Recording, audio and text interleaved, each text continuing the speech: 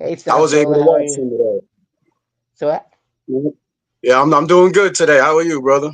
I'm doing well. Thanks, my man. Thanks for being on the Women Two Chronicles. We're going to be promoting your show at the Strathfest Music and Comedy Festival in Daytona Beach, coming up on October 2nd to the 5th at Chinanogue Irish Pub. So I'm so stoked to see you guys performing on that stage during the festival. Yeah, man, it's gonna be dope. Yeah, I'm excited to do a set up there. It's cool. I mean, we always perform at Tiernanog, but I'm honored that you linked up with Jesus and reached out to us and wanted us to headline that festival. That's cool. Heck yeah, man. You guys can go however long you want, but I told Jesus, I was like, I'm gonna stay until like 10 o'clock because I'm gonna be burnt out from like the next like for those 4 days. It's gonna be wild. I heard that. Yeah, awesome. But yeah, I actually ran into I went to Macro Seafood last night and I ran into Woody and Woody says like whenever he sees you at World's Famous Brewing, he's like it's always love. So he wanted to give you a shout out from there. So Oh, that's what's up. Much love. Hell yeah. Hell yeah.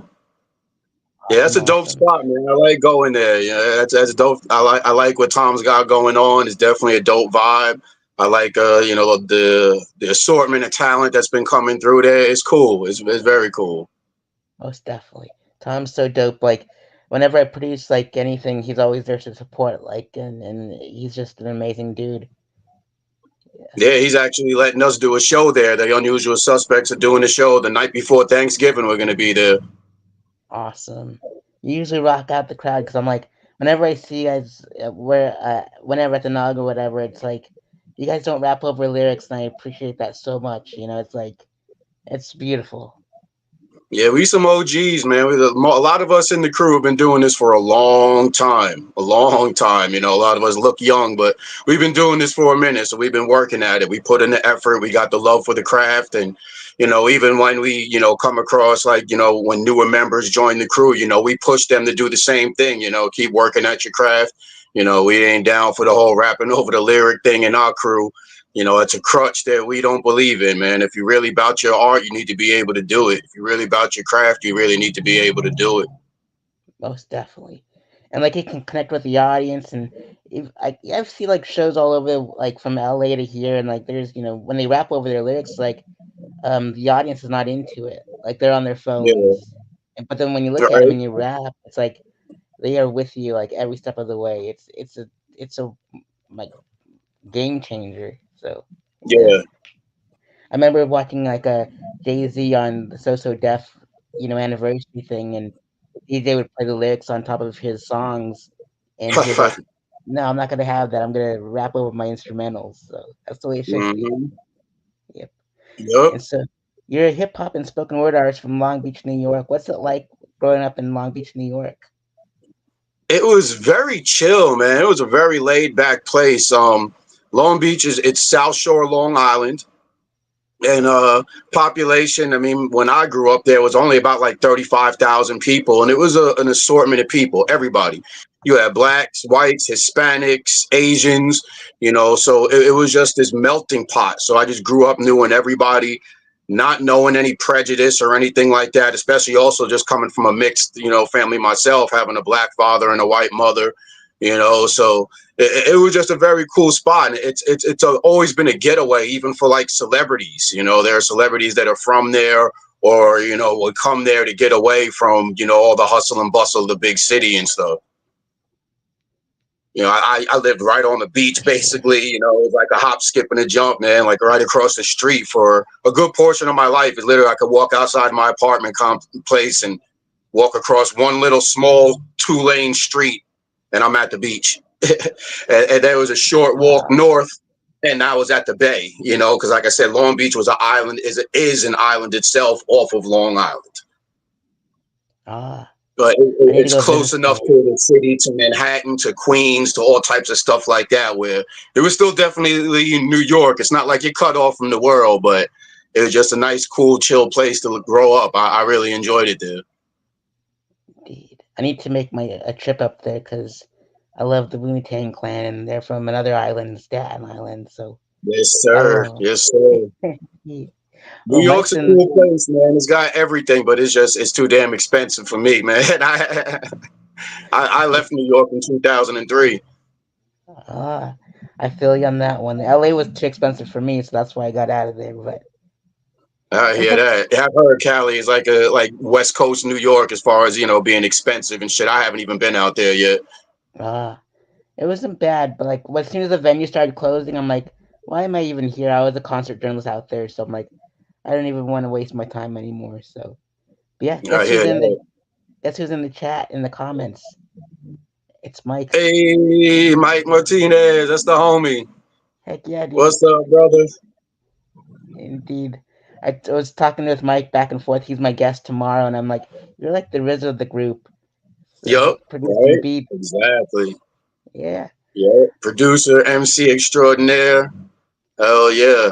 he's the I man mean, for I have a sure. good relationship. I have a good relationship with everybody in Unusual Suspects, but some of us spend more time together or have done more things and just got to know each other a little better and stuff. And I've worked on a lot of Mike's tracks and stuff, so I really dig his sound. The grittiness. I love how he samples. I love his tempos, all of that. He's got that boom bap sound because he's from up north also. What I'm saying? So he's got a lot of the same feel and vibe with his music that I do and that I enjoy. So we definitely get along really well. And then we've, gone to, a show or two together, just him and I. So we've had like that car ride. We went and seen Homeboy Sandman together out in Orlando. So, we had that hour each way to sit in the car and just chop it up and everything. So yeah, he's a good dude. Good dude. Much love for Mike Martinez. Heck yeah, dude. He was like, he saw me pulling up to Punk Rock Pizza yesterday in my ride. I'm like, hey, yep, it's black and yellow just like me, so it's pretty nice. I call it my Subaru. Yes. That's what's up. Yeah, I love Wu Tang myself, man. Big time influence for me, man, on my music. I feel like I took a little bit from each member as far as what I could learn when I was, in my young age and learning the craft and shit like that. I remember when they first came out, and I've been hooked ever since. Shit, I got a Wu Tang tattoo on my hand. I have big time love for Wu. Love them to this day. Can't nobody tell me shit. Man, Wu Tang. Absolutely. I'm wearing my vintage tee I got from the show. So Hey, that's dope. Hell yeah. yeah. But yeah, I can't remember I've seen them so many times in concert that I don't even know where I got the shirt from anymore. So that's like, but the Wow. original I've one only that seen the full crew once, and it wasn't with ODB. I didn't see them. I seen the whole crew back in 2017 in St. Augustine, but his son took his place and did all his material for songs, and that was pretty dope. That was really cool. But yeah, that was the first time I had seen the whole crew. Other than that, I had seen Inspector Deck and Master Killer when they were touring together years ago when I was living in Memphis. And I had seen Method Man and Redman together in New York during the Jay-Z Hard Knock Life tour, where it was Jay-Z, DMX, and Method Man and Redman. So it was kind of scattered. So it was cool to finally see the whole crew. and Ja Rule was there too. I think because of Yes, he was. Yes, he was. That was when he first came out. Yep. That yeah. man, that Hard Knock Life tour, they had everybody there with them, bro. Everybody. They had Memphis Bleak with them. The chick Mill that was popping at the time. The Rangers. Method Man had a Street Life he had brought with him. Red Man had brought people with him. When I saw him, like I said, it was in New York, and it was at Nassau Coliseum in Uniondale, New York. So when Redman did The Goodness, that was when the Docs the Name album was out. He did The Goodness featuring Busta Rhymes. Busta actually came out. Oh, Wow, dude. The whole Coliseum exploded. It was crazy. Nobody expected that shit because he was not on the bill. But it was like shit. They live down the block. Might not pull up and do that verse real quick, right? Yeah, that shit was. It was that was a sick tour. DMX had the whole Rough Riders crew with him. Everybody. He wow, had the Locks with him. He had Eve, Drag On. Like it was a serious show, man. That was dope as hell. man, that's so cool. Yeah, I only got to see DMX once in Jacksonville, and he was there with like Bone Thugs and like, gosh, there was so many other people that I can't even remember. It was like I think like Wow. Trina was there. It was like the most juvenile Yeah. there. was like the most random put together like show ever. I saw But DMX twice. I saw him at the Hard Knock Life tour, and then I saw him at one of his own shows, and it was at a like it was kind of like a church or whatever, but it was up in Harlem. What the hell was the place called? Man, it's slipping my mind what the place was called, but they also filmed a couple scenes from Belly at the place. And that was where I met DMX. I met him when he was filming the movie Belly. I got to wow, meet him. My wife's brother-in-law at the time was head of security at the place when they were doing it, and he was able to get me in. So I was just hanging out, and I got to meet DMX and got an autograph from him that I still have to this day. And this was actually the Friday before his first album came out. It's Dark and Hell is Hot is when I got to meet him. wow, that's So that so cool. was a great experience because he's another one of my biggest influences. So to meet him was fucking amazing. But I saw him do a show there also, and again he had the Rough Riders crew with him. There was no other big names aside from him, the Rough Riders crew, and then Triple Sace from he was running back with Fat Joe and them at the time, Terror Squad, and he showed up because one of his cousins was in a crew that was like a hip hop, like they had a mix of like MCs and like break dancers that were all part of this one crew called Asphalt. And yeah, he came out and rapped on a song because his cousin was in the clique or whatever. So I was like, oh, that's pretty fucking dope. But that was the two times I seen DMX. I wish I would have caught him when he came down here and he was out at Ybor Village a few years back before he had passed. I didn't get out and catch that show, but big fan of him. Man, for sure. Like my favorite song of his is "Let Me Fly." Like that's like, Yes. oh, that's Mm. my jam. Yeah, Yeah, you speaking my language there, brother. Yeah, that's one of my jams. Yes, sir. absolutely. And like to bring you back to like the St. Augustine show with the Wu Tang Clan. I was there too, but we never met each other there. Like, which is Oh, wow. crazy. And yeah, I had to go, and I was like, to see Method Man, like because he rarely shows up sometimes with the Wu Tang Clan, and like Mhm. he was there, and Yep. they And had he an stood after. on the crowd hands and everything. Yeah, yeah. And he was he they actually had an after party. Did you go to it? No, I remember, but I actually did. I pulled up. I was alone. I went to the show alone and everything that night. And I actually pulled up to where the after party was. And I seen the line and everything. And I was like, do I want to go? And I was like, man, should I? And I was like, fuck it. I just kept on driving. And Uh, part of me regrets it to this day.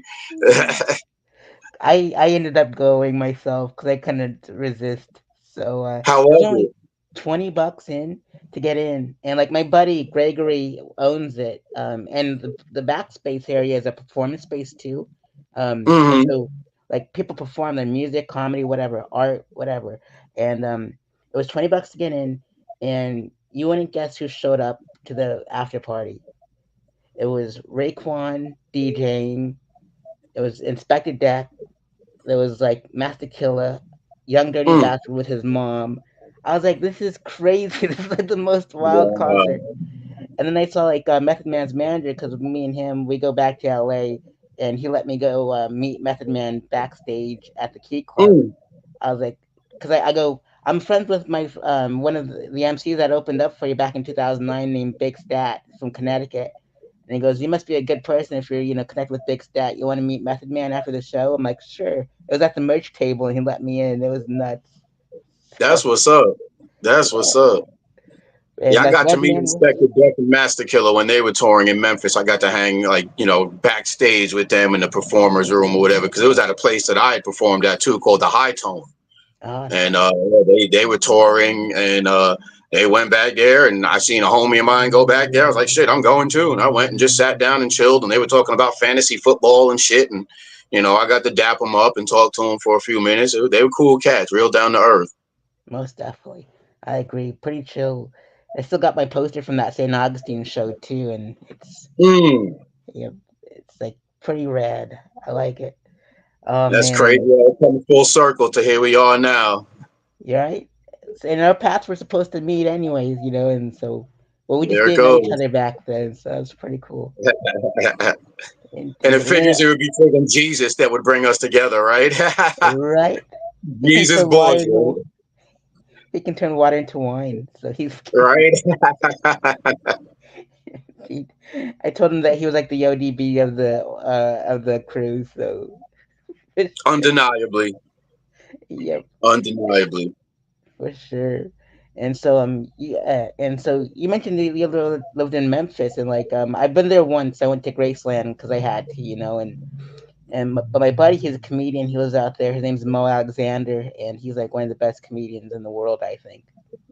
Okay.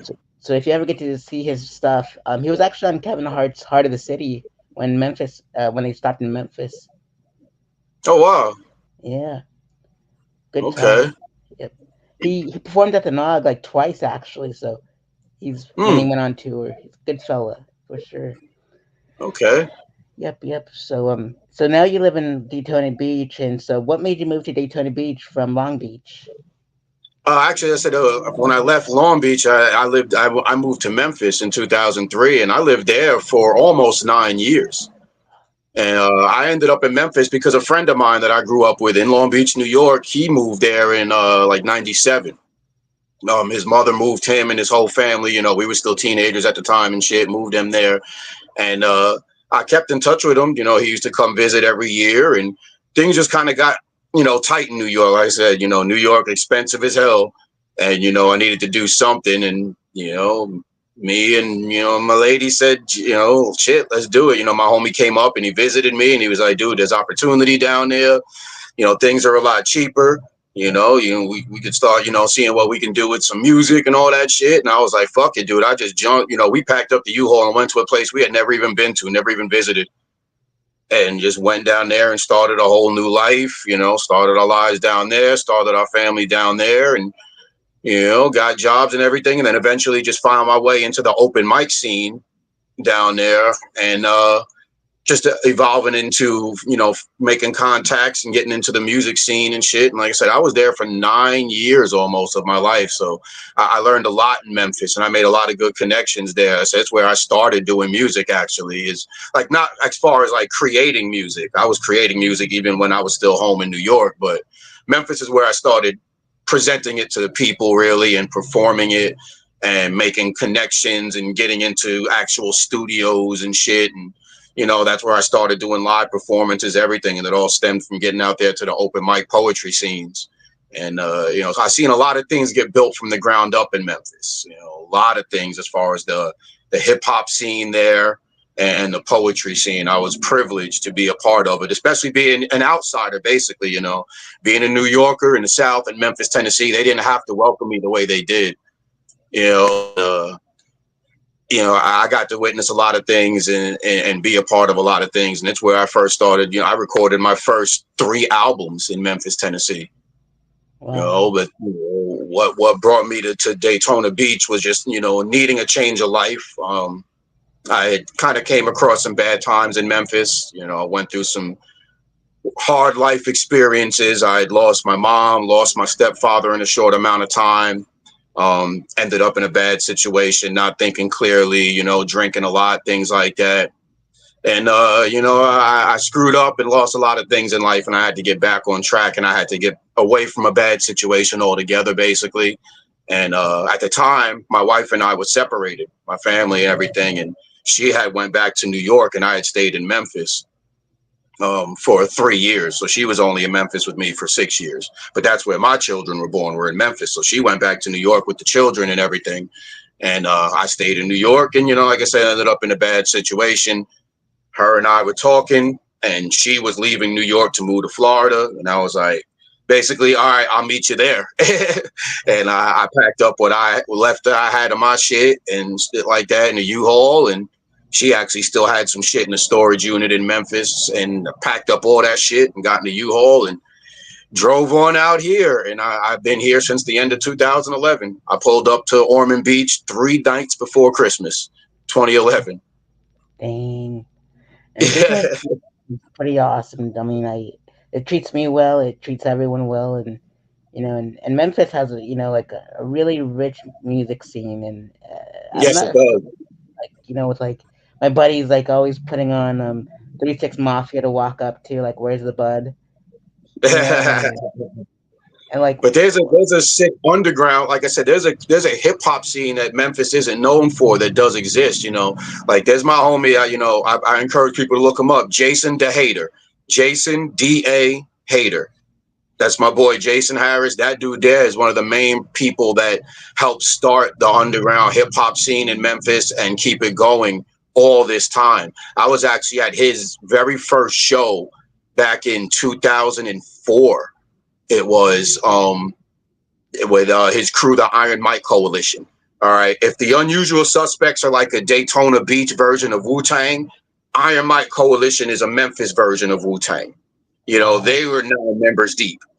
And they were kind of like Unusual Suspects. Is like, I'm not gonna lie, I built certain things that we're doing now off of the model that I seen happen in Memphis that I was a part of, and things that I seen Jason Harris accomplish. And with the first show that I ever seen them at, it was the Iron Mike Coalition. And as the coalition, they are a collective of different acts also.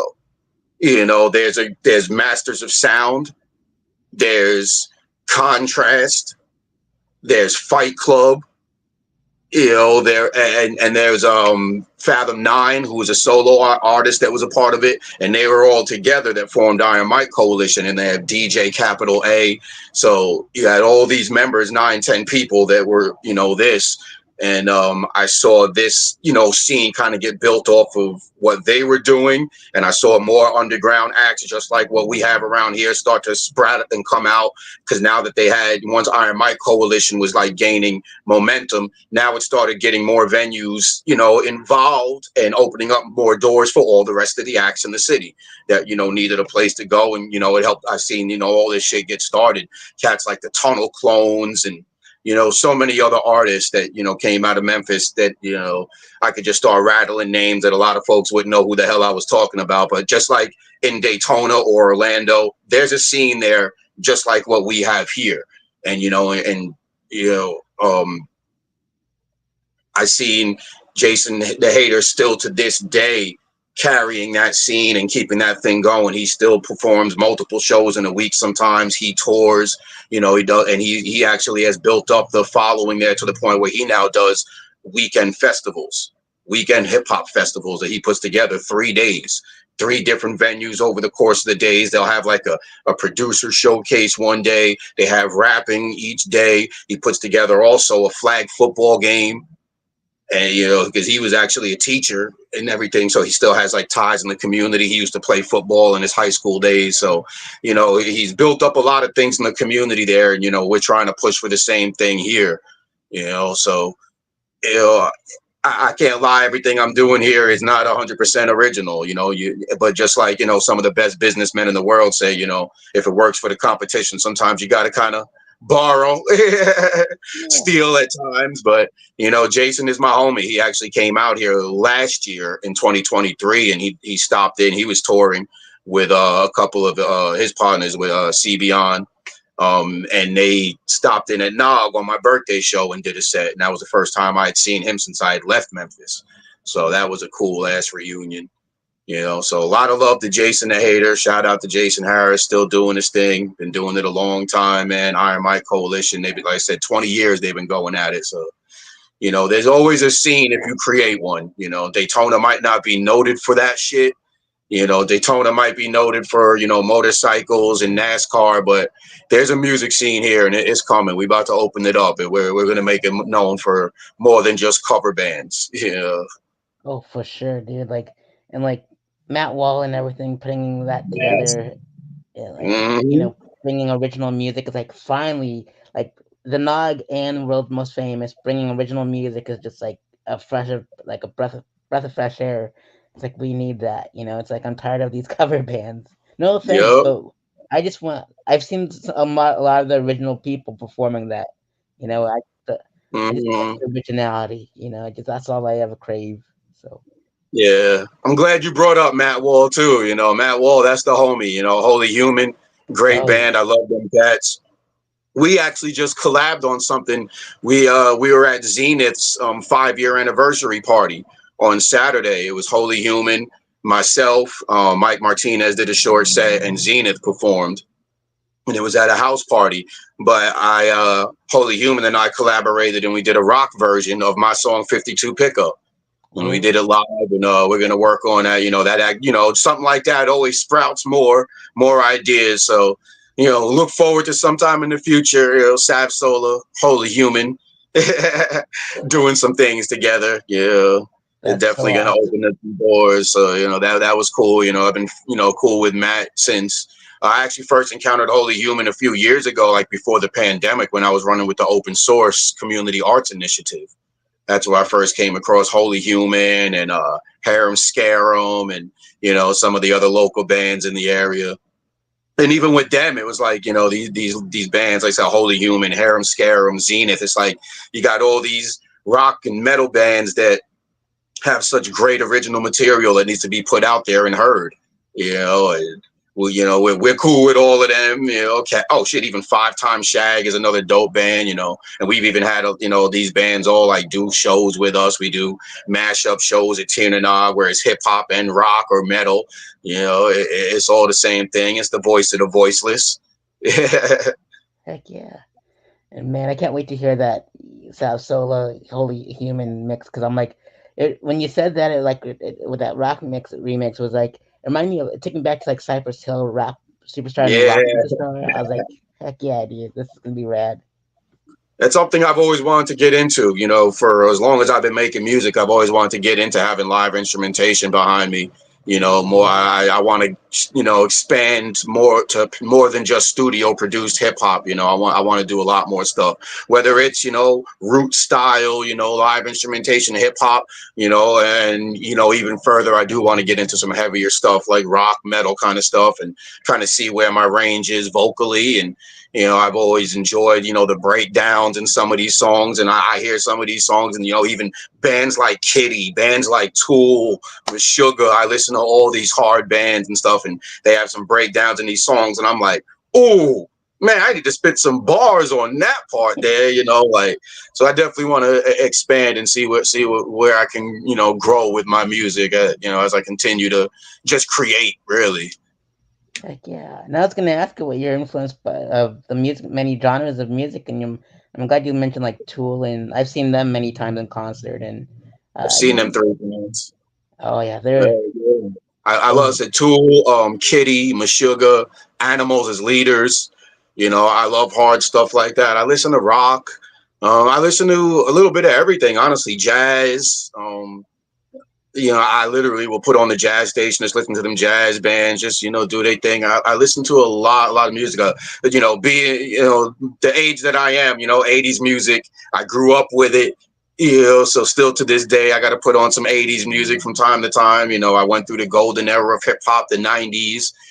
So I remember when music, you had to have talent to get on and get out there. It wasn't just about looks and an image.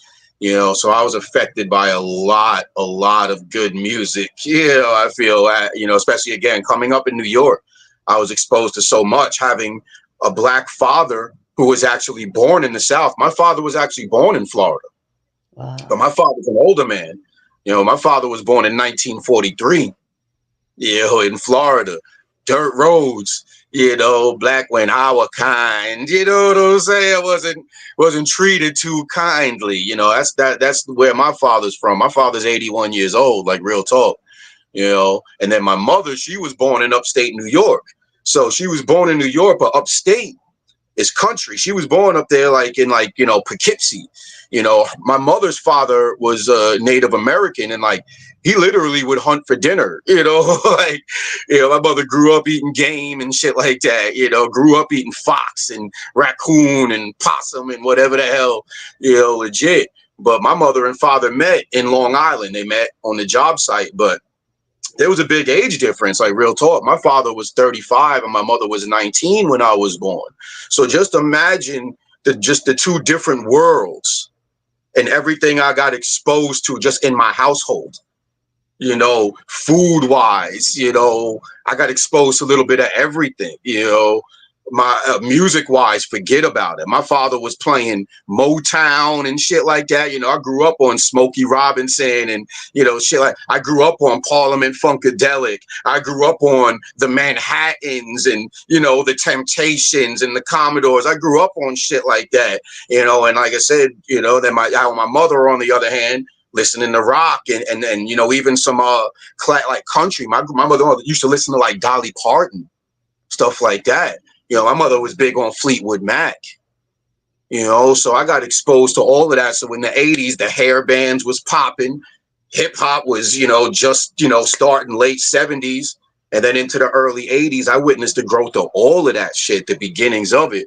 So I got exposed to all of that at a young age. Shit, when I was in elementary school, I was jamming to Guns N' Roses and shit, bro. Like I was in there, you couldn't tell me shit about say, man, Axl Rose, what? Slash, what? So it was always there. It was always there. Some stuff, honestly, I didn't appreciate until I got older. I guess I had to get the ear for it. I didn't get into Fleetwood Mac until I got older, but then I remembered my mom listening to it, and I got tuned in.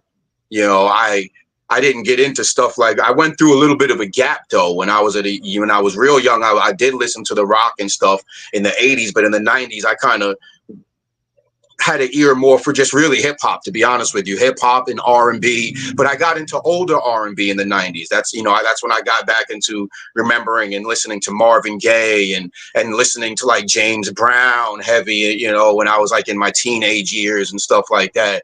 And then I started hanging out with some older white guys that I met at work. And they played instruments and stuff and had been in bands before, and they introduced me to bands like Rage Against the Machine, Head PE, Tool, and that just opened me back up. And that's when I started like really smoking more, and everything was about that age. I started smoking when I was like 16.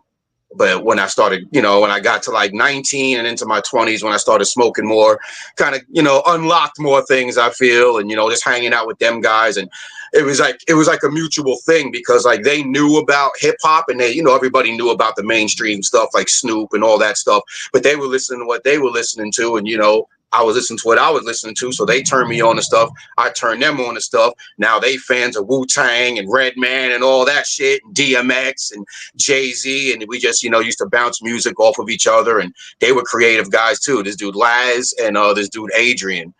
Very creative guys, played like literally both of them played every instrument, and Laz is an artist. He draws comics and shit like that too. So just a lot of, artistic and creative energy getting bounced off of each other at the time. At the time, I was big into, I still like dabble in like, doing like graffiti and, lettering and stuff like that. So at the time we were working on a comic together, and, I was going to be the letterer, and Laz was drawing and Adrian was writing and all this stuff. And, to this day, Laz actually still does stuff with that comic that, we were, talking about doing, all these years ago. But, during them comic sessions, the music that we would sit and listen to, just it built me up, and I learned a lot, even as far as my rap delivery and stuff like that, from listening to all these different kinds of music, listening to how they follow the music dynamically and stuff like that, and just helped me work on and my game and sharpen my sword. Hell yeah, dude. Man, it's just so cool to like have friends from like different that introduce you to music, because those are the most important people in your life. It's like, man, Hmm.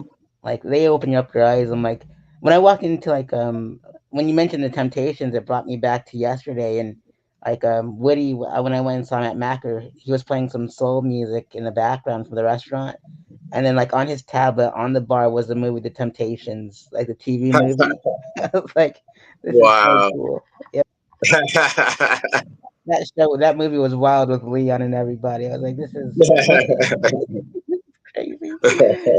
Oh man, but it was a good time for sure. And oh man, I love people that introduce you to new music. I mean, there's no other feeling, because like everything puts you in a different mode. Like when I lived in LA, like Mhm.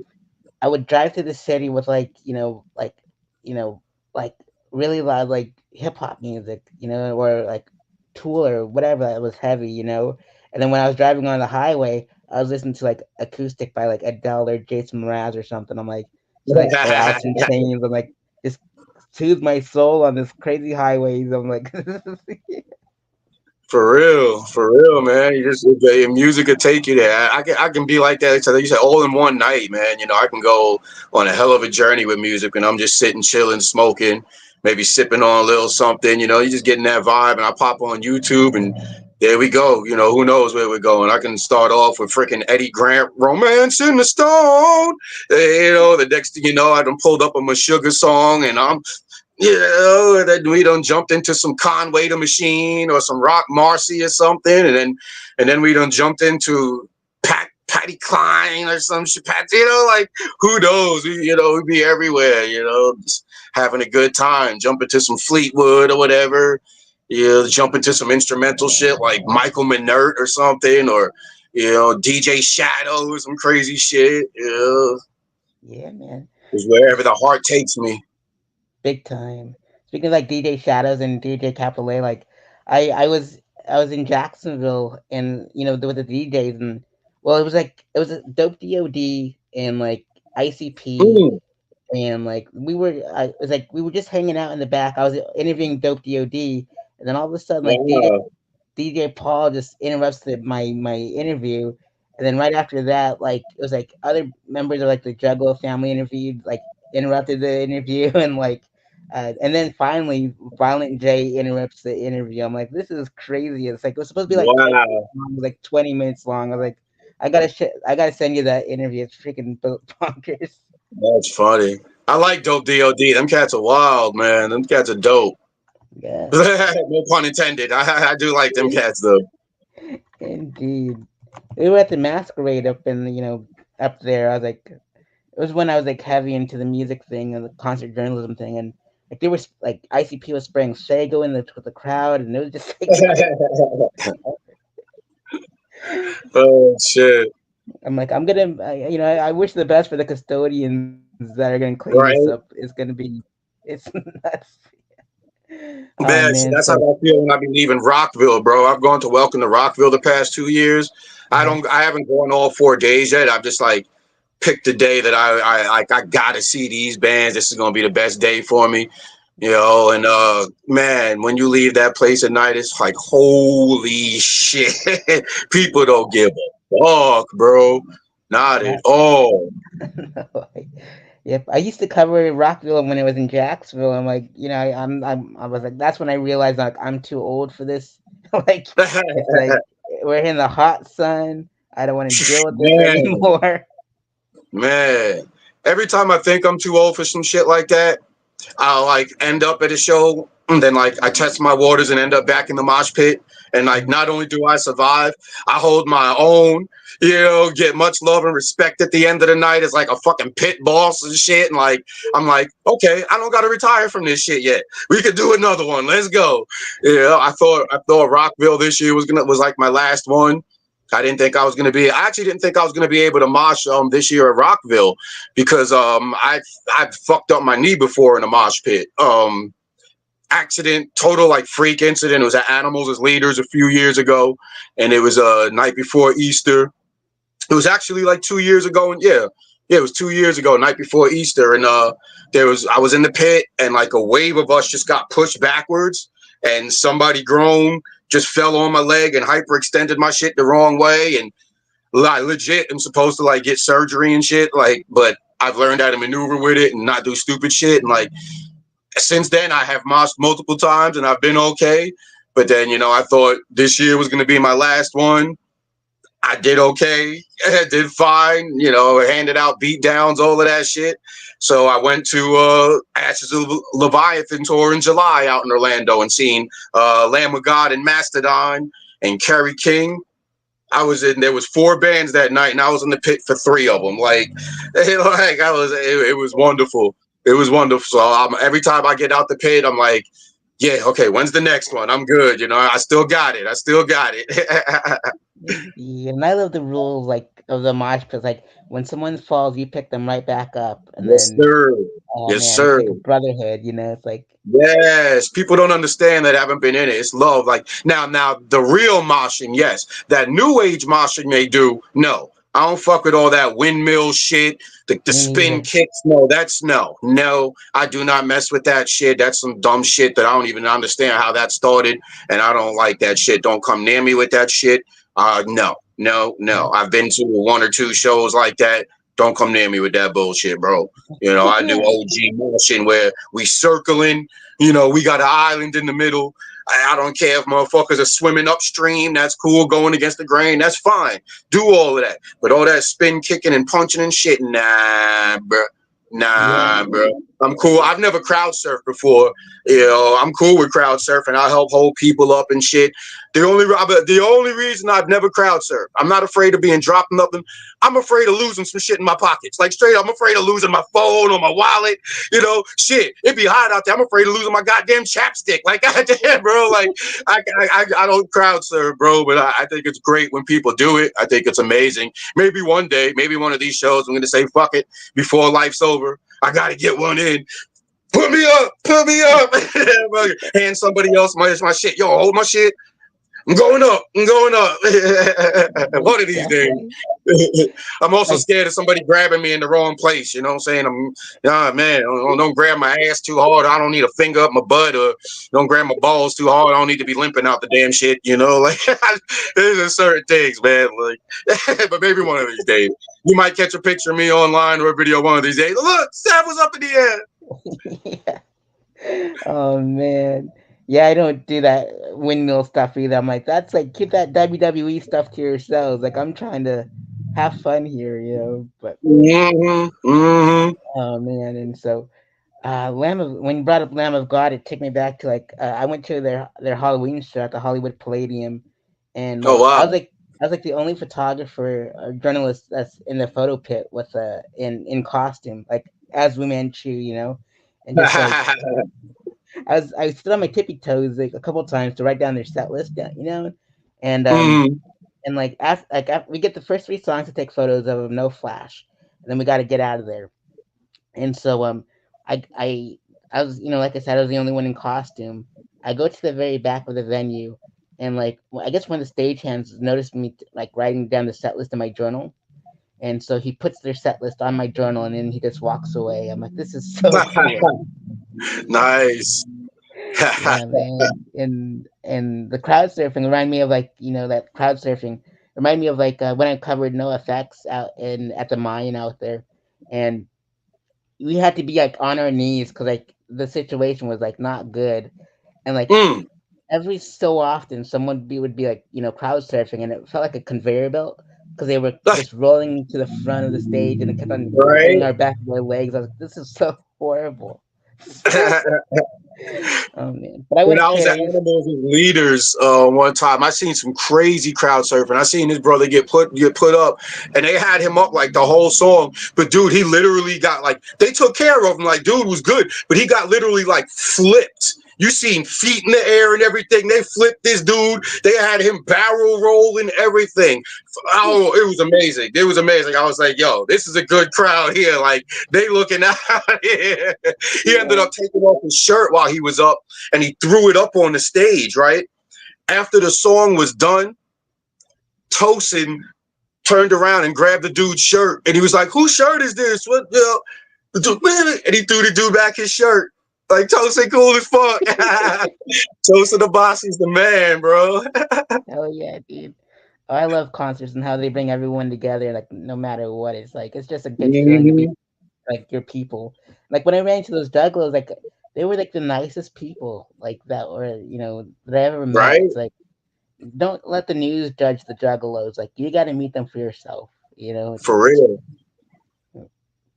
Even the yeah, metalheads, man. There's so much love at the metal shows, bro. People, metalheads may look scary, but the amount of love at metal shows, I tell people there's more love at metal shows than there is at hip hop shows these days. yeah, big time, Any day, big. any day. I go to both. I go to all types of shows. There is. shit, I couldn't shit easily 10 times more amount of love if you want to put the bitch on a damn numerical scale. You know, 10 times more love at metal shows than there is at hip hop shows. big time. Any day. I don't I care totally which name is on the stage. I don't care which name. It could be a big name. It could be an underground show. You know, it could be locals. You know, it doesn't matter. More love at metal. More love on the metal scene. big time, 100%. I like the festival in my hometown in Colorado. I put the same festival, but like it's more music heavy, and like my town's like known for just their metal music, and so it's like. Mm. But then I sprinkle in like folk, and I sprinkle in like singer songwriters, and it's hip hop. Like everyone comes together, but it's mostly metal. It's like the most like it's like Riot Fest, like Lollapalooza, it's like Coachella. It's like you wouldn't even, but on a much smaller scale, you know. Wow. Yeah. And that's also free to get into because that's like my Christmas present. And then this one in Mm. Daytona is my birthday present because like There because both take place in you December, go. but nobody goes to them. So I'm like I'm tired of that stuff. Let's party together. Yeah. Yeah, Yeah, November's a hectic month, man. You know, people are just all tied up with the holidays, you know, between getting prepared for Thanksgiving. I mean, and then, you know, with the way society is nowadays, everybody want to run out and get all them damn sales and shit. You know, people are just really tied up with that. That's where their money is tied up in. You know, even if it ain't even Christmas shop, you know, people just tied up buying extra food or whatever. They got family in town that they're focused on. You know, maybe even they ain't running out and getting caught up in the holiday hustle and you know, but you know, they maybe they're entertaining family and they got their own version of nothing but love going on. So, you know, they might not be able to come out to all the shows that we're doing, but you know, people do be having a lot of things going on during the holidays. So I expect that and accept that, you know, whenever we do our shows during holiday time, that it might not be the best turnout, but you know, we still got to do our thing, you know, and you know, shit. Sometimes, if you pay attention, a lot of us we're tired during the holiday time between the lives we got to live and then still doing these shows and you know all the extra shit we deal with during the time. But you know, we get it. But we still doing shows. We're doing shows all throughout the end of the year. Def B actually was confirming with us on certain show dates for next year at Tiernanog, you know, getting them things laid out and in order. You know, we're still expanding. We're looking to expand, you know, beyond Daytona and beyond Volusia County. You know, we're getting there. You know, we're touching out there in Flagler and shit. You know, this year our holiday shows is pretty cool because we actually have a show the night before Thanksgiving and the night after Thanksgiving. nice. So that's going to be a hell of a time. You know, where the night before Thanksgiving, we're going to be at world's most famous brewery on Main Street. That's the Unusual Suspects show I spoke about before. You know that Tom's letting us do that. You know he's hosting Unusual Suspects. It's just going to be us as the crew. Should be the full crew there doing our thing. You know, so that'll be a first. You know, have some fun there. And then Thanksgiving, everybody go and get, you know, stuffed and happy and lit, you know, and do what they do with their peoples. And then Friday, if they, like I said again, the Black Friday, if you engage in that shenanigans, but then you know for that Black Friday, we are at Tiernanog that night doing our thing, you know, there as a crew. So yeah, we still getting it in, and I always try to fit fit that turkey rod run in, man. I like them classical cars, bro. I like getting out there to the track and checking out that rod run and getting some pictures, seeing all them Bel Airs, man. That's my heart. The '57 Chevys and the Impalas and all that shit. That's man. I've gone out there every year. I think for like the past 3-4 years or so. You know, once I found out about it, you know, I have a good time. I try to catch the spring rod run also, but I don't always go to that. But the turkey rod run, I try to squeeze that in every year. Most definitely. I gotta check that place out, and I I rarely go to Daytona because I'm in Flagler, but I'm just like I need to explore more of Daytona and not just go to like my regular spots. So for sure. Yeah, I mean, if you're a photographer, bro, I suggest doing the turkey rod run. You'll get some dope pictures of some dope cars to add to your catalog. You see some, I mean, they bring the Batmobile out there every year, the old TV series Batmobile, the '66 one. They bring that out. One year I went, they had the Batcopter and the Batcycle also. You know, and then you just see so much cool stuff, man. So much cool custom things, and you know, you can get some really cool pictures out there. My buddy Monstrum, you know, he goes out there and he started doing it too. You know, I mean, it's a really cool experience, man. It's just literally the whole freaking track, the whole infield, end to end. It's just cars, bro. cars on cars. You can just walk for hours and see so much shit. I be having my damn phone, my camera on my phone, and one year I think I took like 300 pictures and some videos. It was just so much stuff that blew my mind. Wow, that's It's good cool to to know. see the appreciation for that old stuff still because of, I collect die casts and stuff, Hot Wheels and, Matchbox. People that know me, follow me on social media, know me personally, and a lot of the people, especially the younger crowd with like the, Fast and the Furious, help make things popular, but they're into the Japanese stuff now. The imports, the JDM stuff is what's hot now, Nissans and Hondas and Acura and all that stuff is what's popping. So it's always good to still see the love for the old G shit. That's my shit. Them old Cadillacs and everything. The old like the Mercs, the 49 Mercs and shit. I love that shit. Hell yeah, my dude. That's so cool. And do they serve turkey while you're, or like they two they like have at a food? they have a bunch. They have food trucks and stuff out there. You can get yourself like turkey legs and whatever you want. There's a bunch of different food trucks and everything. It's cool. Dang, that's what I'm craving right now. Some turkey legs. I go to Bucky's for their turkey jerky. Like that 5 pack or whatever for like $6. Can't beat that. It's Dude, all I've only been natural to ingredients. Bucky's once. What? Yeah, Yeah, I've only been to Bucky's once all this time, man. Bucky's is just too much for me. It's like everywhere you look, there's shit for sale and people moving around, and there's only one way in and one way out. It's just too much. And I'm not gonna lie, they jerky is good as shit. I'm not gonna lie, they brisket sandwich, that shit is fire. You can't front on the brisket, can't front on the jerky and shit, but it's just too hectic for me, man. My job is hectic. I deal with a lot of people and a lot of craziness. So, when I'm not at my job, I'm kind of a low key guy, and I try to, avoid big crowds and stuff. And it sounds odd saying that, being that I jump in a mosh pit, but to me, the shows and stuff it's a different vibe. When you're out and about in the general public, everybody has their own agenda. And, people today really don't give a shit about who's next to them, behind them, who's around the corner. They doing what they do.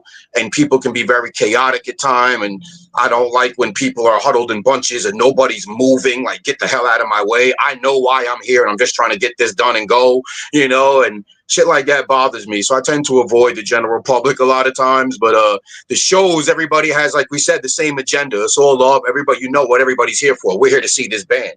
So if there's one thing we all have in common, we like this here. So I can look to the person next to me that's a total damn stranger, never seen them before, might not ever see them again in my life, but I have something I can talk to them about. And we can enjoy ourselves and we can have a good vibe. We can dance together, mosh together. Shit, we can pass each other a blunt, a joint, whatever, a pen, we could vibe, for that time that we're there. But you can't always get that same interaction in the general public. People are fucking dopes and very selfish. And I feel like the pandemic made people even more self-centered and threw more of their give a damn out the window.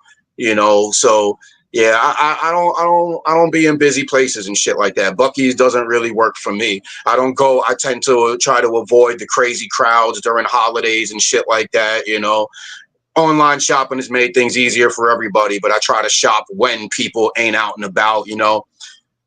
I like having one of my off days from work during the week. You know what I'm saying? Because I get that day when things are less populated and I can get out and about during the day before people get out of work at rush hour and are, doing all this and that. I got that day. I can get my business done. So that's when I kind of tend to go out and about and do my things, whether I'm looking for Hot Wheels or taking care of some kind of business, got to shop for this, to do that shit. Or even like, me and the wife go spend on my Wednesdays off. That's when we go out and do lunches or whatever, run errands, do shit like that when things ain't as crazy. Saturdays, a lot of Saturdays, especially after, performing on all these damn Friday nights that, Unusual Suspects be performing. And even, sometimes I have, solo ventures, I said, like, we're a crew of collective. We don't always all perform together, so I have solo, SavSola sets that I do, plus Unusual Suspects things. A lot of times after being out on a Friday night, as late as we are sometimes, we get out of shows. I went to IHOP and all shit like that. Get home 2, 3 in the morning, bro. Guess what I'm not doing on Saturday? a damn thing. Yeah, like I'm in the house, bro, fire up the PlayStation and I'm chilling, bro, getting rehydrated, eating, smoking, and that's it. You can catch me on Sunday. Most definitely. Yeah, I only go to Walmart at 10 o'clock at night when no one's like hardly any customers are there. I go to Bucky's right after the nog on a Wednesday night sometimes, like when it's like 2 in the morning when no one's there. I'm like, I totally relate to being low key. I'm like, I just, I just can't stand people sometimes in the checkout. That's the hardest part of doing what I do, honestly. It's the social aspect of it. I love being an artist. I've always been a creative person in one way or another, whether drawing or, I started making music, when I started writing at a young age, honestly. I started writing like poems and raps when I was like 12, 13, like middle school. I got exposed to poetry at an early age. My grandmother used to write poetry and she lived in Las Vegas and she used to send, she would send us mail and she would send me poems and stuff. And so that was like some of my early exposure to poetry was my grandmother. And, you're talking about me being, preteen, elementary school, so I got exposed to poetry and shit like that. And like I said, being around music all that time. And I started writing my own stuff when I was like 12 and 13.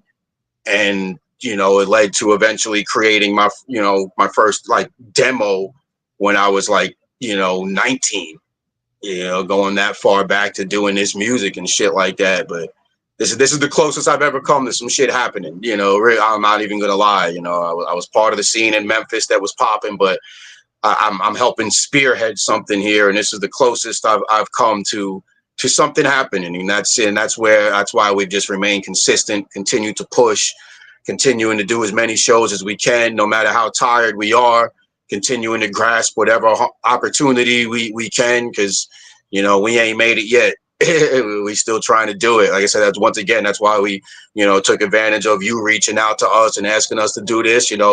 Everything's an opportunity, and you never know who's going to be there and who's going to see you and what can happen. So sometimes, sometimes you need to rest. There's no denying that. Sometimes you just got to sit your ass down, but at the same time, the hungry shall eat is a slogan that Unusual Suspects has kind of adapted, lately. And you gotta get out there and get it, because the shit ain't gonna come to you, especially if you ain't known.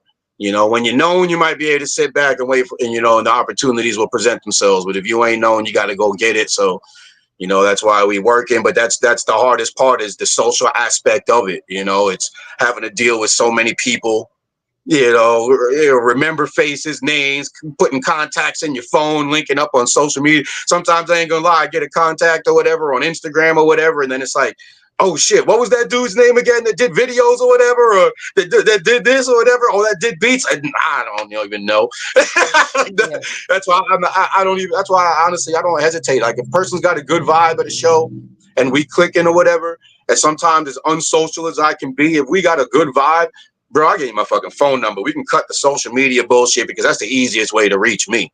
Oh, You big just shit, time. text me, call me. That's the way you're gonna get the best and easiest response. Ain't always got time for social media, and if I do, honestly, Facebook is the one I frequent most. That's the one I'm most. That's why I tell people, Facebook, that's the one I do most of my promoting on there. That's where I do most of my networking. I'm on Instagram here and there, but if you message me on Instagram, if I don't know that that's where we're having a conversation at, I might not get that message for a few days, not gonna lie. So that's what I tell people all the time. Get on Messenger or something, hit me up. If you don't do Facebook, at least get on Messenger. Shit. Something. If you have to, if social media is your preferred way to speak with me and deal with me, then let's try to meet in the middle here, But I've tried to be better about Instagram. I've tried, saying real life shit, plus, doing the music and all that. Sometimes it's hard to balance multiple social media apps for me. I'm not from the era of the phone glued to the face. I've used a rotary phone in my lifetime to make phone calls. I've used a pay phone before. I've had a pager before. It's like I've been there. So like, but I know I've got to do better. I gotta get my TikTok on, all that shit like that. But I've been trying to keep stuff fluent on my YouTube, putting out videos.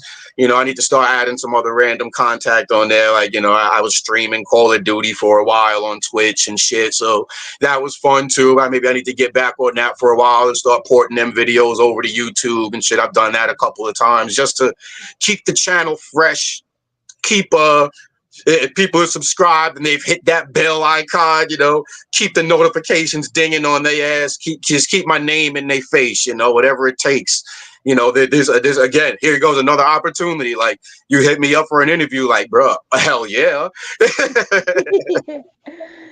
Indeed, and I had to reach out to like as much people as I could to like promote this thing because I'm like, I want to go all out for like all the comedians, the storytellers, the musicians, all that. It's like we're gonna have so Mhm. much fun, and so and like when I read in your bio that you helped form the Unusual Suspects, I was like, you are the jizz of the group. Like you are totally yeah, I'll take that. I would take that, or I would take that on Method Man. I would hell take yeah, either one of them.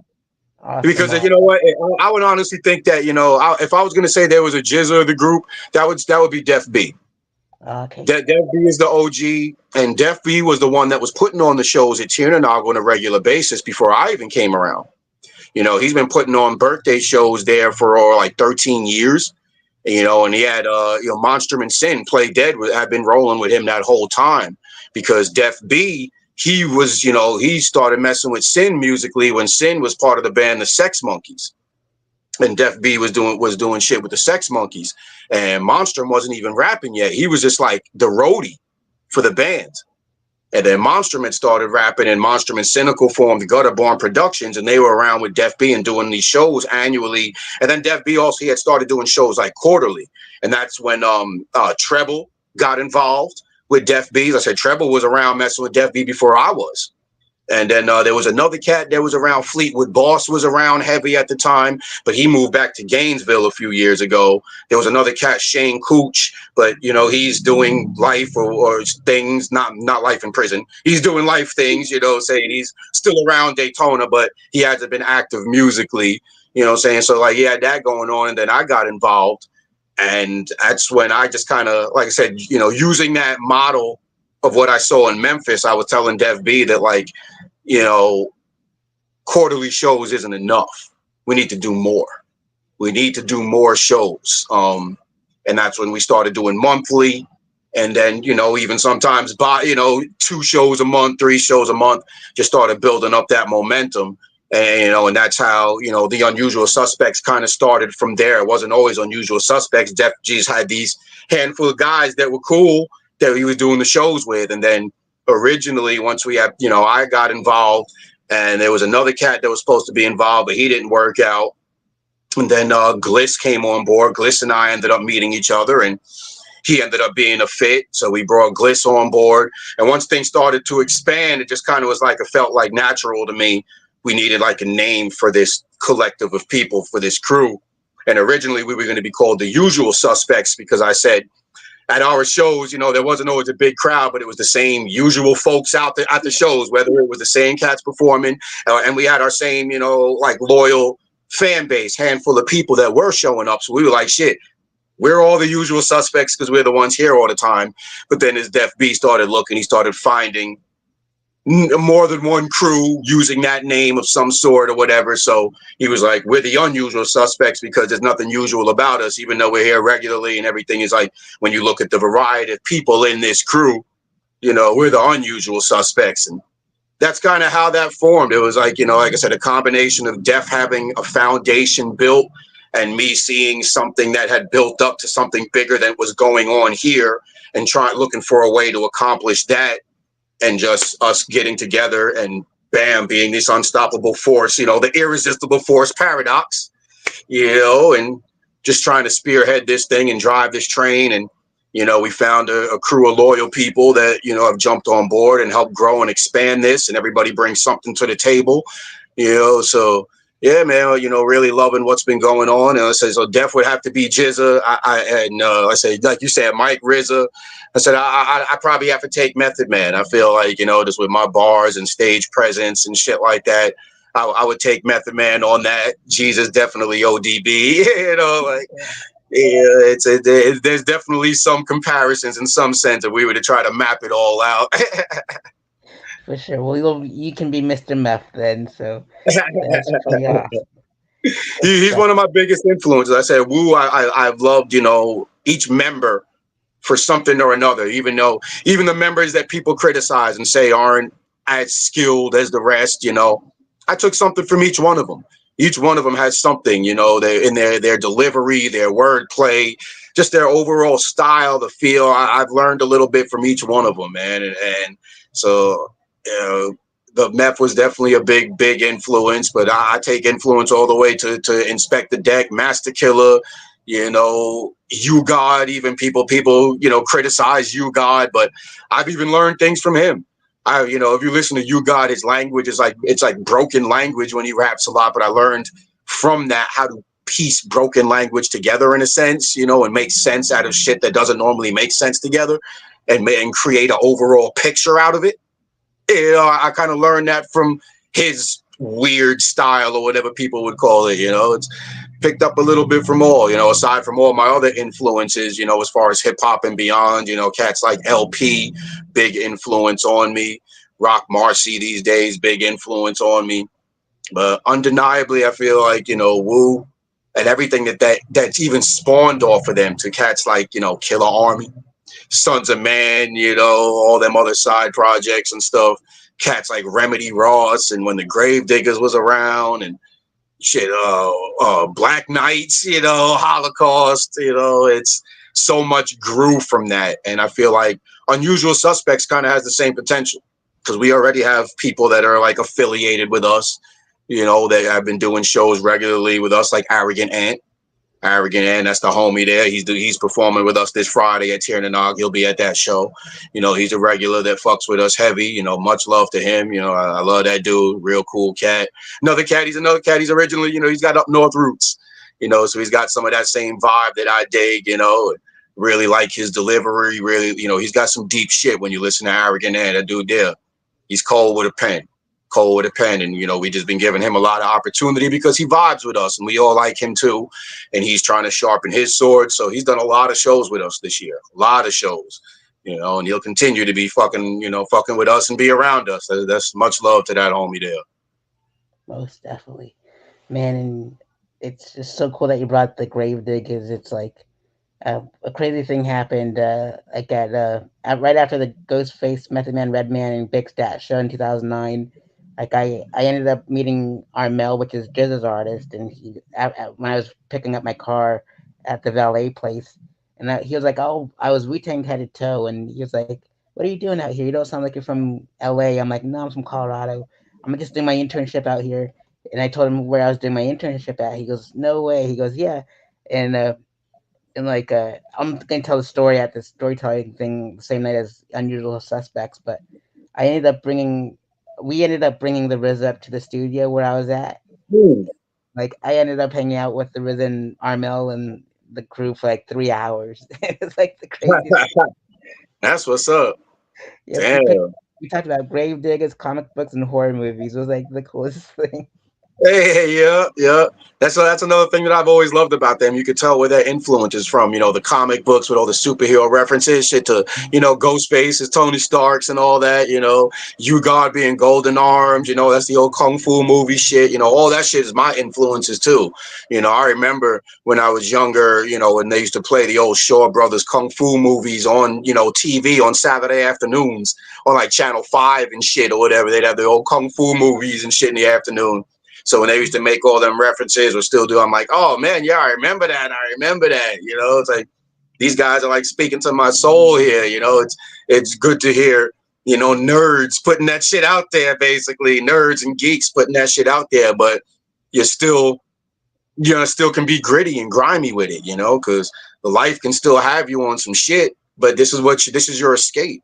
These music, the different music, these movies, these TV shows, the comic books, or even just regular novels that you read or whatever your outlets are. It's your escape. So to be able to express that shit in a song creatively and shit, That shit be so fucking fire, bro. And that's why, my same thing, I'm the same way, I got Star Wars references in my rhymes, comic book references in my rhymes, whatever. If there's a show that I'm watching, it's like shit, it's all influence. I realized years ago that everything is inspiration. There's nothing you can't write about if you're a writer. It's just finding a way. It's just finding a way. But everything you see, everything you do, everything you go through can all be inspiration, and you don't need to be afraid to express that. You don't need to be afraid to share that, because what I've learned also is that there's something about when you get up on stage and have a microphone, and there's something about also when you do music. I always say, just to put it simply, when you have a beat behind you, it's crazy what you can get away with. It's crazy what you can accomplish. Things that you can't say in your everyday conversations, whether you're at work or around certain family members or whatever, to the general public, things that you can't say, make a song out of it and watch people listen. Make a comedy routine out of it and watch people chuckle.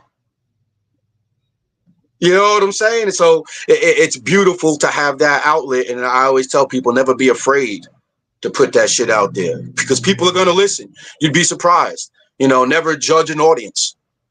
You know how many times I've been to a venue, especially like when I was running with the open source community arts initiative and things like that, and end up in a venue and you look at the crowd and it's like, there ain't nothing but like older white people here. And here go my ass about to sit up here and spit my shit that I do.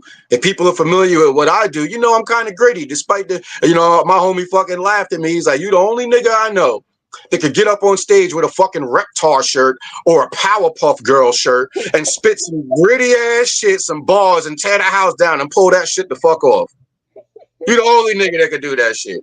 But I get up there and spit my shit and watch this crowd love it, because they hear the artistry. You never realize who can be listening. And you know what? I've also learned too, certain things are being advertised, and people know why they're there. They're expecting some shit and they want to hear some shit. So don't be afraid to do your shit. It's amazing how united people are through these arts, bro. It's amazing. There's a few things in this world that can bring people together. We're definitely divided in a lot of ways, but shit, music brings people together. Comedy can bring people together. Art in general, a lot of times brings people together. The birth of a child brings people together. The opposite spectrum, death, brings people together. Weed. I always say weed brings people together.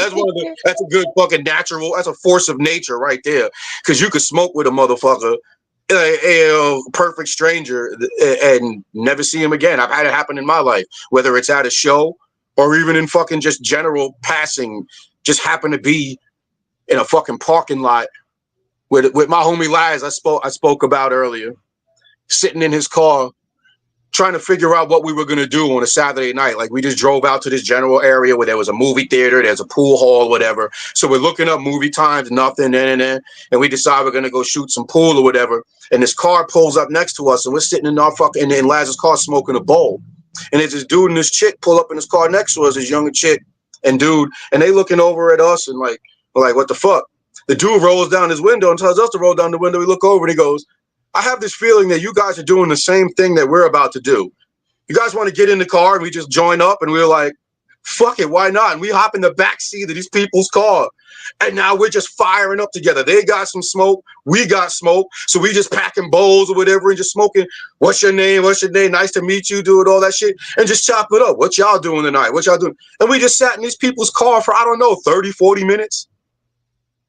Finish burning. Get out the car, parted ways, never seen them again. Wow. But it was a totally positive vibe of nothing but love. I couldn't even tell you these people's name to this day. I couldn't tell you. But weed brings people together. It sure does. Like, when you were telling me the story, it took me back to how high ones got weed, got blunt, and they got into the car together. Exactly. Exactly.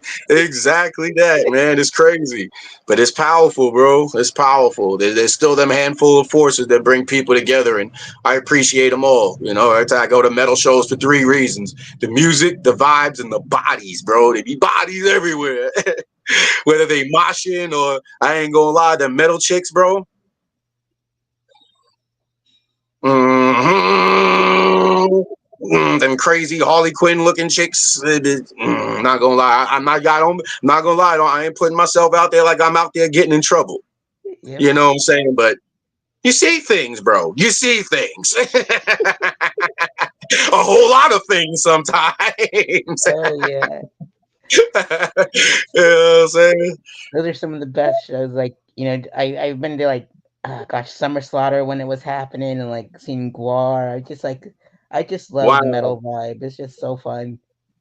hmm Trying to tap into that. Be great for me. You know, like I think it would be dope as hell. Like shit, Tech Nine performed at Rockville this year. You know, said they have hip hop artist Cypress Hill. Be dope as hell to tap into that. Be fucking super dope. It's all the same thing, man. Art, like I said again, it's art, and it's the voice of the voiceless. You know, the angry music that is metal or rock or hip hop. It's all the voice of the voiceless. But it's just expressed differently because we all going through the same shit. We all do the same shit. We just do it differently sometimes. I constantly say some people smoke a blunt, some people smoke a bong, but at the end of the day, they both getting high. Some people drink rum, some people drink vodka. At the end of the day, they both getting drunk. At the end of the day, we all just trying to raise our kids, earn a living. Hopefully, we all washing our ass, whether we use different soap, what I'm saying? We all doing the same thing, so we just do the same shit differently, so that it's expressing things in a different way. It's expressing that rage, that anger, that rebellion or whatever in a different way. And once you realize that shit and can tap in and hear it, that we speak in the same language, it's just a different dialect, basically. You can appreciate a lot of shit. You can appreciate a lot of shit even musically, and that's why you see metalheads that are into hip hop, and you see hip hop that are into metalheads and rock, and it all goes together. There's sometimes you'd be surprised at people that be at a hip hop show. You're like, what the fuck that motherfucker doing here? They vibing out. They know all the lyrics. Fuck it. They're the same reason you are, right? They didn't come here to fucking, say they didn't end up here by accident. They bought a ticket to this motherfucker online, what I'm saying? Because they scanned that bitch at the door. So why are they here? Because that nigga there on stage. You know what I'm saying? It doesn't matter what they look like. We doing the same shit, and that's a motherfucker that's tapped into that language. You might see a motherfucker at a hip hop show that you would think, oh, he ain't grow up around here. You look at him straight out the suburbs or whatever, but something spoke to his ass. Something spoke to him. The same way something speaks to me and gets me at them rocking them metal shows. I hear it. I hear it. I hear the rage. I hear the anger. I hear the artistry. I hear the music. It's not just banging and shredding. I hear the music. I hear the finger work when them motherfuckers is, man, I hear the shit. I hear the notes and I hear how fast they doing it. And I hear that this shit is not accidental. These motherfuckers is going, bro. And I fucks with that shit. Heavy. 100%. It's like, and when you mentioned like Tech Nine and Cypress Hill, that took me back to my LA days again. Like, for those two shows, I had to cover at the House. They were both at the House of Blues, and I was like the Mm. only journalist picked to cover the event because I was like the only one in the photo pit for their shows. And like like Cypress Hill was my first professional interview with Be Real, and we were backstage at the House of Blues, and there was like so much weed on Wow. the table, and we talked about pro wrestling, we talked about the most random things like Be Real TV and all that stuff. It was so much fun. Hell yeah. I'll have to send you that interview too, and it's nuts. It was a wild time, and then for Tech Nine, he was on that Hostile Takeover tour, and it was like Okay. MGK was on the bill, Mayday was on the bill. There was like so many people that are on the bill, like Stevie Stone, Chris Calico. It was just hmm the, it was so crazy, and like my phone, I accidentally was trying to take a photo of Tech Nine with my phone, but it had the flash on still. Like you're not supposed to do that. And then like he hmm noticed that I was like the only one in the photo pit, so he walks up to me, gives me a fist bump, and then he just like does his thing. I was like, this is so cool. Wow. Yeah. And then like I went up to the like after my like I was done, I went up to the balcony area, and I was filming I'm a player on my phone or on my camera, and like his manager or somebody was like, you can't do that, but since you love Tech Nine, you can do it. And like I recorded the entire I'm a player thing on there.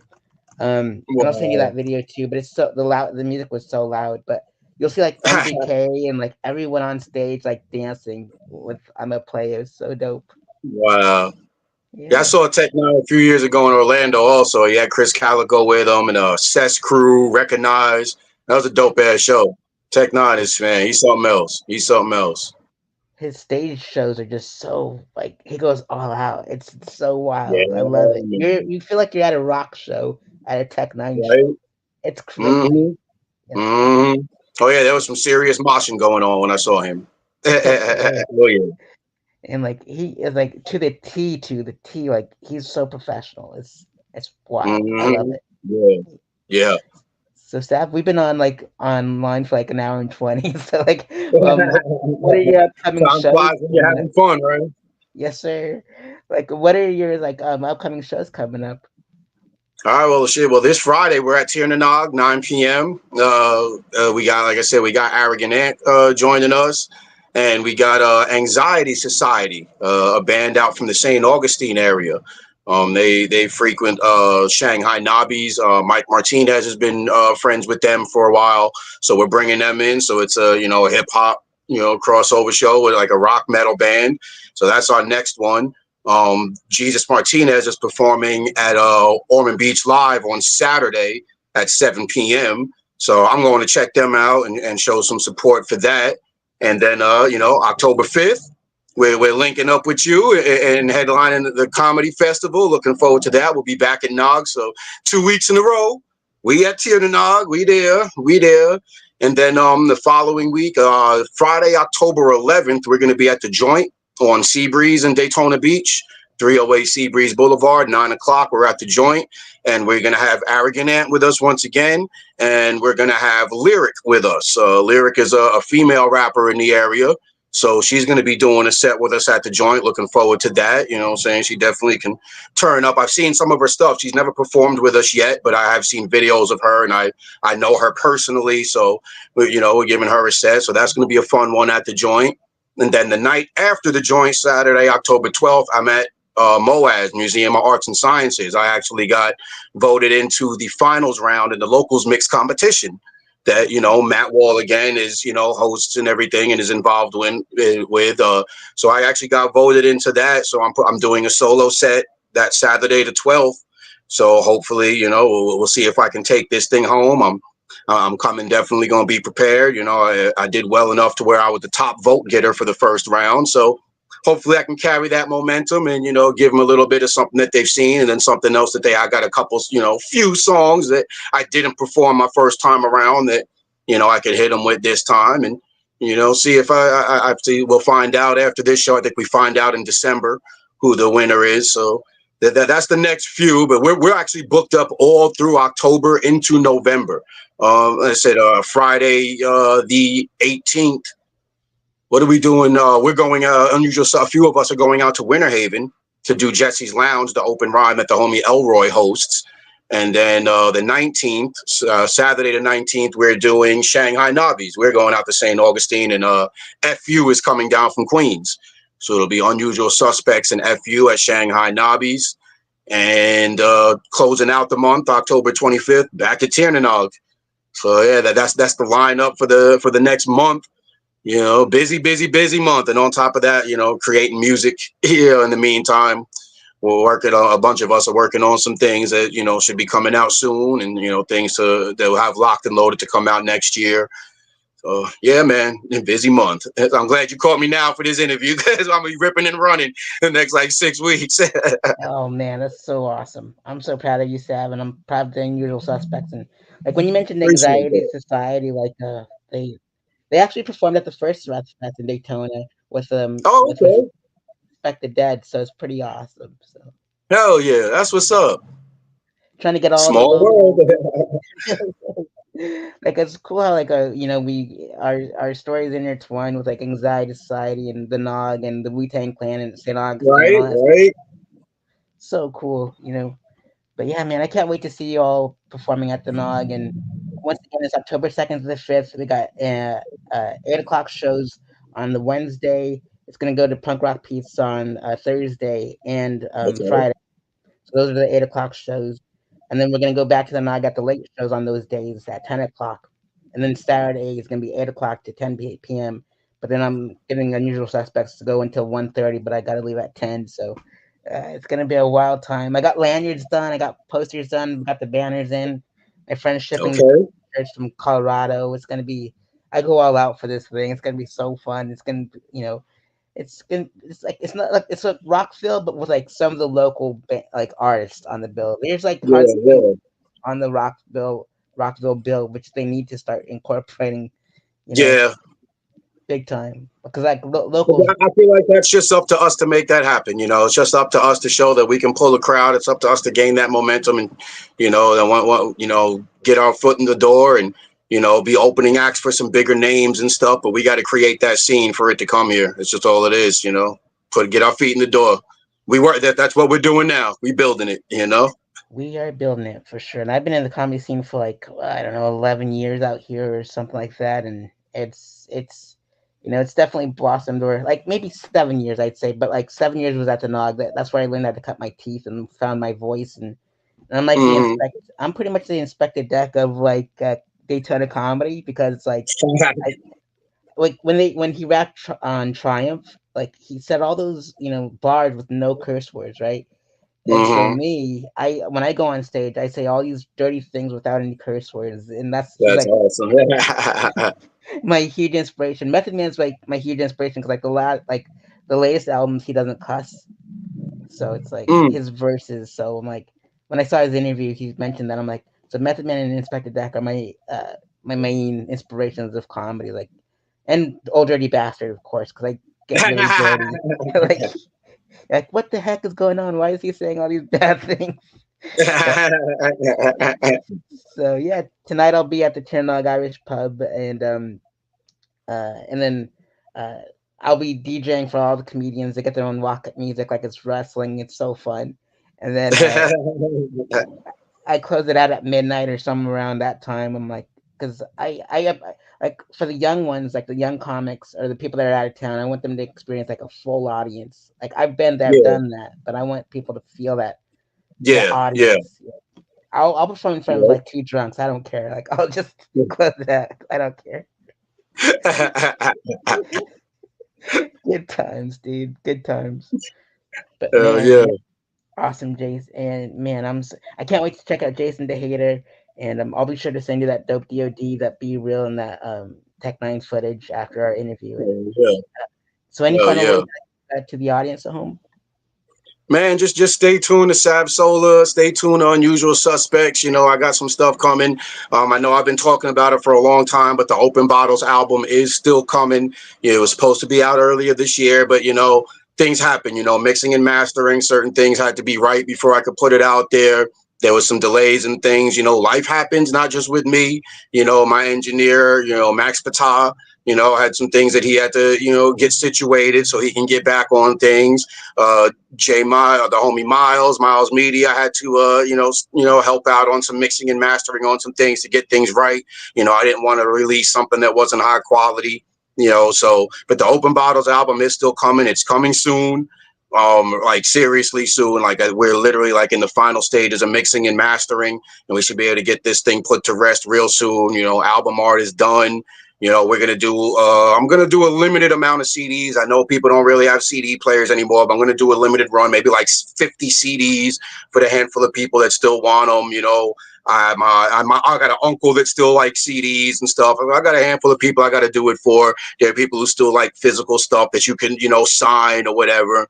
So I'm going to do that. But then once I get Open Bottles out is when I'm going to get my Spotify up and running. The Open Bottles will be, put out everywhere through DistroKid. So it'll be everywhere digitally. I'll have a handful of physical copies. Check the videos I got on YouTube, Sean SavSola Edwards. Look me up. Most recent video is IFP with the homie Def B. It was done by the homie Ransom. I got more videos coming from stuff off the Open Bottles. I promise you I got material coming, so just stay tuned. Don't forget about me just yet. Check out the shows. Stay tuned on Usual Suspects. I'll put it out there. It's officially working on something together. The whole crew, the whole collective is working on a project together. So, we got something coming and we gonna make some changes, man. So yeah, holla at your boy SavSola shit. Shit, hit me up, Sean Edwards on Facebook. Find me. Sean Edwards, SavSola in parentheses. We got the link up in here. Hit me up. It's where I do most of my networking. It's where I do most of my promoting. Holla at your boy. Shit, man. Stay high. Drink responsibly. May the force be with you. Much love to my homie, Wu Man Chu, Sarith. Appreciate this shit so much for you having me out on this interview. Appreciate you having us out for your festival next weekend. Just, above and beyond going on to bigger things, man. Just everybody just keep on pushing, stay positive. It's hard out here. 2024 has been a beast of a year. We're getting on holiday time. Embrace the holiday spirit, not just the darkness of Halloween. Enjoy the fun of it, and embrace the food and family at Thanksgiving. And don't just think material at Christmas, embrace the joy and love too, baby. Shit. That's what I got, baby. Hell yeah, dude. So check out SavSola on all the social media platforms. I put them all in the description box below. So go support him, like, subscribe, all that good stuff. And check out SavSola, the lyrical powerhouse with a voice and stage presence that demands attention. That's why I brought him on. And the method man of the unusual suspects. All right. And go check him out. May the force be with you. Check out his shirt. Check out mine. Love the Wu-Tang Clan. Vader, baby. For life. So live. Awesome, my man. Thank you so much. It's 90 minutes. We made a movie because we had so much fun. Yes, sir. Time flies, baby. Thanks, my All man. right, man. Much love. You be safe, bro. You as well, Sad. So let's see you at the fest and at the future shows whenever I can make it out there. And give shout out to Mike Martinez for jumping into the chat. Peace to Sav one more time. Look at that. So, Hey, much love, Mike. See you Friday, awesome. brother. Hell yeah, bud. Awesome. Thank you very much. Be well. Take care of each other.